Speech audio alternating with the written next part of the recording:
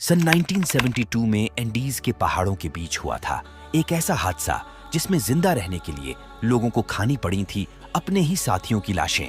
साल 1972 में 12 अक्टूबर के दिन साउथ अमेरिका के उरुग्वे देश से एक छोटा हवाई जहाज टेक ऑफ करता है।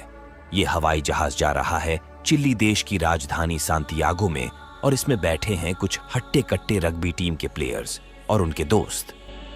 सांतियागो जाने में सिर्फ 3 घंटे का ही समय लगता है।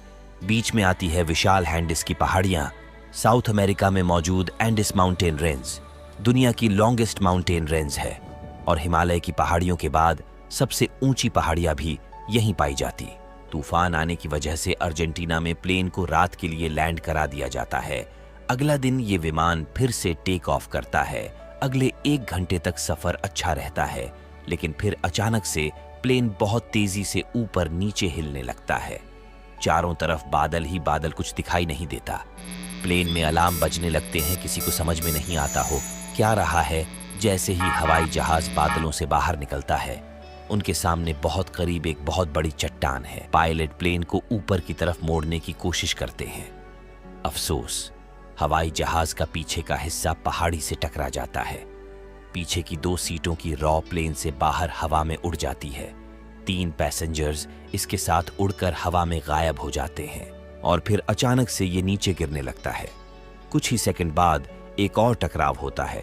कुछ और पैसेंजर्स प्लेन से बाहर उड़कर नीचे गिर जाते हैं और अब प्लेन का सिर्फ फ्रंट पोर्शन बचा था, जो सीधा जाकर एक ग्लेशियर में गिरता है।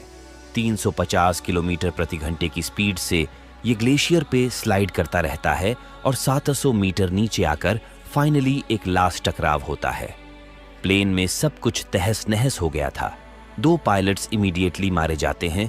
ये हवाई जहाज अब एंडीज की किसी अनजान पहाड़ी पे 3570 मीटर की हाइट पर टूटा हुआ पड़ा है। सबसे हैरानी की बात यह है कि प्लेन में बैठे 45 लोगों में 33 लोग अभी भी जिंदा है। ये इस क्रैश को सरवाइव कर गए हैं। इनमें से कई लोग जख्मी हैं और कोई नहीं जानता कि ये कहां पर अटके खड़े हैं। इस वक्त आप सोच भी नहीं सकते कि इन लोगों के साथ आगे क्या हुआ होगा। इन लोगों में से 2 सर्वाइवर ऐसे थे जिन्हें ज्यादा चोट नहीं पहुंची थी। एक थे 19 साल के रोबर्टो कनेसा और दूसरे 20 साल के गस्तावो जर्बिनो। ये दोनों लड़के मेडिकल स्टूडेंट्स भी थे, तो तुरंत ये अपने काम पर लग जाते हैं, ये देखने के लिए कि कौन कौन जिंदा बचा है और कैसे घायल लोगों की मदद करी जा सकती है। इनमें से एक 23 साल का फर्नांडो पराडो कोमा में है। ये 2 मेडिकल स्टूडेंट्स कोशिश करते हैं बचे हुए सर्वाइवर्स की मदद करने की। प्लेन के गायब होने के 1 घंटे के बाद चिलियन रेस्क्यू सर्विस के 4 हवाई जहाज बचे हुए सर्वाइवर्स को सर्च करने के लिए शाम से लेकर रात तक क्रैश वाली जगह को ढूंढने की कोशिश करते हैं, लेकिन इन्हें कुछ नहीं मिल पाता। समस्या ये थी कि हवाई जहाज व्हाइट कलर का था और ये एक ऐसी जगह पर क्रैश हुआ था जहां चारों तरफ व्हाइट स्नो और आइस मौजूद थी। बर्फीली पहाड़ों में इसे ढूंढ पाना बहुत मुश्किल काम था। रात को बचे हुए पैसेंजर्स में से 5 घायल पैसेंजर सरवाइव नहीं कर पाते। सिर्फ 28 लोग ही बच पाते हैं। ये लोग ठंड से बचने के लिए प्लेन के हिस्से को पीछे से ढक देते हैं ताकि अंदर ये लोग गर्म रह सके। अगले दिन अर्जेंटीना, चिली और उरुग्वे के देश से 11 अलग अलग हवाई जहाज सर्च ऑपरेशन में लगते हैं, लेकिन फिर भी वो इस क्रैश साइट को ढूंढ नहीं पा रहे थे। सर्वाइवर्स बर्फ में सूटकेस का इस्तेमाल करके एक बड़ा सा क्रॉस बनाते हैं ताकि सर्च एयरक्राफ्ट जो ऊपर घूम रहे हैं वो उन्हें देख लें, लेकिन ये आइडिया भी काम नहीं करता है। ये चिल्लाकर, हाथ फेरकर अपनी पूरी कोशिश करते हैं ताकि वो हवाई जहाज इन्हें नोटिस कर ले, लेकिन वो कर नहीं पाते। एक और दिन इसी कोशिश में गुजर जाता है। अगले दिन इन लोगों को पानी की जरूरत महसूस होने लगती है। इनमें से एक पैसेंजर वो पानी निकालने का तरीका ढूंढ लेते हैं। वो एक मेटल की शीट का इस्तेमाल करते हैं जिससे कि धूप को कंसेंट्रेट करके बर्फ को पिघला दिया जाता है। कई पैसेंजर्स बर्फ पर चलने के लिए सीट की गद्दी को शूज की तरह इस्तेमाल करने लगते हैं। और फिर क्रैश के 3 दिन बाद फर्नांडो प्राडो कोमा से जाग उठते हैं।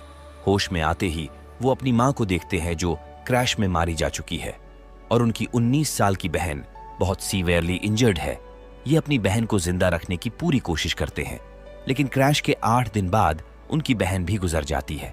21 अक्टूबर को रेस्क्यू टीम अपने हाथ खड़े कर देती है और फिर बचे हुए सर्वाइवर्स को एक ट्रांजिस्टर रेडियो पड़ा हुआ मिलता है।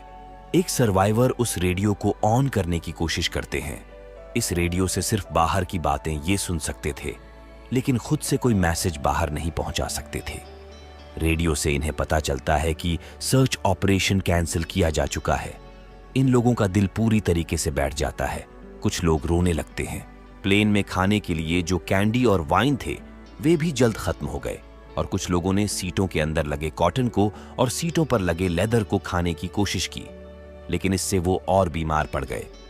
-30 डिग्री की हड्डियां जमाने वाली ठंड के बीच कई दिनों से भूखे कुछ लोग उखड़ती सांसों के साथ अपनी मौत का इंतजार कर रहे थे। साउथ अमेरिका के एंडीज पर्वत की किसी अनजान जगह पर फंसे उन लोगों के पास उनके क्रैश हुए प्लेन का मलबा और अपने साथियों की लाशों के अलावा कुछ नहीं था। भयानक हालातों में जिंदा रहने की जिद ने उन्हें नरभक्षी बना दिया। अपना पेट भरने के लिए वे उन्हीं साथियों की लाशें नोचकर खाने लगे जो कुछ दिन पहले तक उनके दोस्त या सगे संबंधी थे। इस सब के बाद भी उनकी परेशानियां कम होने के बजाय अभी और बढ़ने वाली थीं। एक रात अचानक से भारी बर्फ पहाड़ के ऊपर से इतनी तेजी से गिरती है कि इस प्लेन के टुकड़े में पूरी तरीके से बर्फ भर जाती है। उनमें से 8 लोग सांस की कमी की वजह से मारे जाते हैं। अब बचते हैं सिर्फ 19 लोग। प्राडो एक मेटल पोल का इस्तेमाल करते हैं बर्फ के अंदर एक होल बनाने के लिए। 2 दिन तक मेहनत करने के बाद खोदकर एक टनल बनाते हैं उस बर्फ के अंदर से और बाहर निकल पाते हैं। बाहर निकलते ही फिर से इन्हें दिखता है कि बर्फ का तूफान आ रहा है और जिंदा रहने के लिए वापस उस बर्फ की गुफा में जाकर ही बैठना समझदारी होगी। जब मौसम साफ होता है तब जिंदा बचे हुए लोग सोचते हैं कि यहां बैठे बैठे मदद की उम्मीद करने का कोई फायदा नहीं, मरना ही है तो आखिरी दम तक कोशिश करके मरते हैं। क्योंकि कनेसा, प्राडो और विजेंटीन सबसे स्ट्रॉन्ग सर्वाइवर्स में से थे, तो सभी लोग मिलकर डिसाइड करते हैं कि यही 3 लोग कोशिश करेंगे बाहर निकलकर पैदल चल के मदद ढूंढने की। इसलिए इन तीनों को ज्यादा खाने का राशन दिया जाएगा और सबसे गर्म कपड़े इन्हें दिए जाएंगे। क्रैश होने से पहले को पायलट ने बोला था कि इनके हवाई जहाज ने कुरी शहर को पास कर दिया है, तो इन लोगों ने अंदाजा लगाया कि अगर हम वेस्ट साइड में कुछ किलोमीटर दूर चलेंगे तो हम चिल्ली देश में कुछ कंट्री साइड के एरिया में पहुंच जाएंगे। लेकिन यह अंदाजा इनका बहुत गलत था। असल में उस पायलट को खुद भी आइडिया नहीं था। असलियत में इनकी क्रैश साइट 89 किलोमीटर ईस्ट में थी, एंडीज पहाड़ों के बीचों बीच। क्रैश के 33 दिन बाद 15 नवंबर को ये 3 लोग निकल पड़ते हैं मदद ढूंढने के लिए। घंटों तक ईस्ट की दिशा में चलने के बाद इन्हें अपने ही हवाई जहाज का पीछे का टुकड़ा गिरा हुआ मिलता है। इसके अंदर इन्हें बहुत सारे सूटकेस मिलते हैं और एक ऐसा रेडियो जिससे बाहर भी मैसेज भेजा जा सकता है। ये तीनों डिसाइड करते हैं कि यहीं पर रात बिताई जाएगी। अगले दिन ये इस एयरक्राफ्ट के रेडियो को ही चालू करने की कोशिश करते हैं, लेकिन अफसोस कुछ दिन तक रेडियो चलाने की कोशिश भी काम नहीं करती। 59 दिन के बाद 11 दिसंबर को एक तूफान आता है, बर्फ का तूफान। इसमें 3 और सर्वाइवर्स मारे जाते हैं। इनमें से अब सिर्फ 16 लोग ही बचते हैं। वेस्ट में पहाड़ों पर चढ़ने के लिए इन्हें रात में सोने का कोई तरीका चाहिए था। -30 डिग्री सेल्सियस की ठंड में कैसे सरवाइव किया जाए। सर्वाइवर्स में एक लड़का था, कार्लोस मिगवेल रॉड्रिगुएस। उसे याद था कि उसकी मम्मी ने उसे सुई से स्यू करना सिखाया था। वो अपने साथ अपनी नीडल्स सुइंग किट लेकर चला था। उसका आइडिया था कि अलग अलग कपड़ों को हम साथ में स्टिच कर दे और एक बड़ा सा स्लीपिंग बैग बना दे। स्लीपिंग बैग बनने के बाद ये 3 बहादुर आदमी पराडो, केनेसा और विजेंटीन निकल पड़ते हैं। इन्होंने सिर्फ 3 दिन की मीट की सप्लाई पैक करी थी। इनके पास कोई नक्शा नहीं था और इतनी हाइट पर ऑक्सीजन की कमी महसूस होने लगती है, लेकिन इसके बावजूद भी ये आगे बढ़ते रहे। इन्होंने स्टिच करके जो अपना स्लीपिंग बैग बनाया था वो रात में काम आता था। चौथे दिन इन्हें दिखता है कि ये रास्ता तो खत्म ही नहीं होता। खाने की कमी की वजह से विजेंटीन वापस क्रैश साइट पर चला जाता है और बचे हुए 2 लोग ही आगे जाते हैं ताकि खाने की कम जरूरत पड़े। 15 दिसंबर को विजेंटीन अपना रास्ता वापस ले लेता है। वापस जाने का रास्ता डाउनहिल था। वो एयरक्राफ्ट की सीट को एक स्लेव की तरह इस्तेमाल करता है और 1 घंटे के अंदर वो क्रैश साइट पर वापस पहुंच जाता है। इस पहाड़ी को चढ़ने में इन्हें 3 डेज लगे थे और सिर्फ 1 घंटे में विजेंटीन वापस क्रैश साइट पर पहुंच जाता है। प्राडो और कनेसा आगे बढ़ते रहते हैं।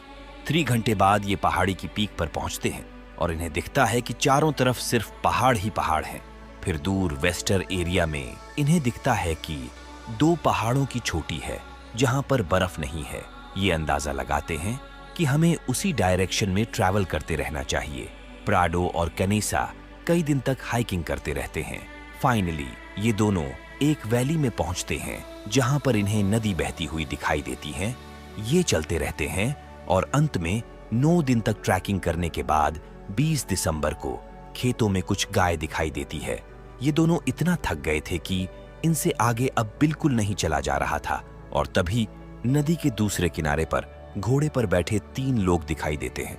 प्राडो चिल्लाने की कोशिश करते हैं लेकिन नदी का शोर इतना ज्यादा था। लेकिन उनमें से एक इंसान प्राडो और कनेसा को देख लेता है और उनकी तरफ देखकर वापस चिल्लाता है टुमोरो।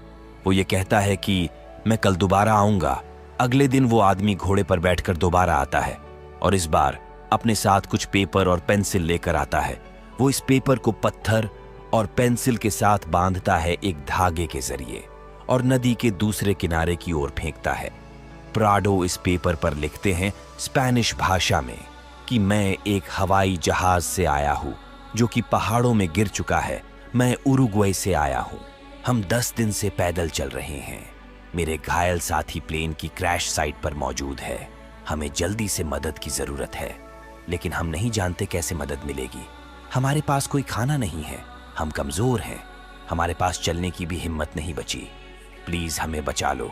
दूसरी तरफ इस संदेश को पढ़ने वाला आदमी एक चिली देश का किसान था जिसका नाम था सर्गियो कार्डलान। वो इस नोट को पढ़ता है और पढ़कर वो किसान और उसके साथी तो शॉक्ड रह जाते हैं।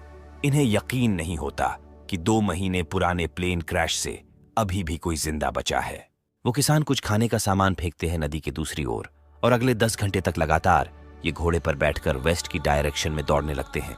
किसान प्राडो और कनिसा को घोड़े की मदद से लोस माइटेनिस शहर में लेकर आते हैं जहां पर इन्हें फाइनली कुछ रेस्ट मिलता है। जब ये सबसे करीब के शहर में पहुंचते हैं तो ये खबर वहां के आर्मी कमांड को बताई जाती है जो सांतियागो में मौजूद आर्मी के हेडक्वार्टर्स को कांटेक्ट करते हैं। 70 दिन बाद 2 हेलीकॉप्टर पहुंचते हैं बचे हुए सर्वाइवर्स के पास।